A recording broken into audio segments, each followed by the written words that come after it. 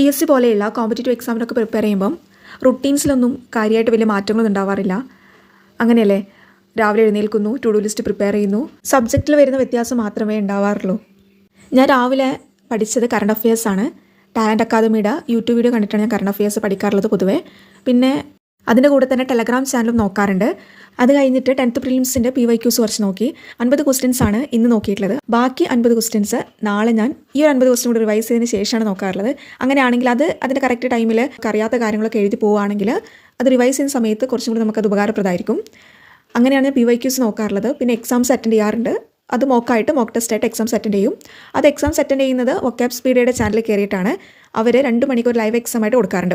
ലൈവിൽ കയറാൻ പറ്റിയിട്ടില്ലെങ്കിൽ അവർ തന്നെ ഒരുപാട് ക്വസ്റ്റ്യൻസ് പേപ്പേഴ്സ് PYQ എന്ന് പറഞ്ഞിട്ട് അവരുടെ ചാനലിൽ ഇടാറുണ്ട്. അത് നോക്കിയിട്ടാണ് കൂടുതലായിട്ടും ചെയ്യാറുള്ളത്. ഈ 2 രീതി തന്നെയാണ് PYQs പഠിച്ചു പോകാറുള്ളത്.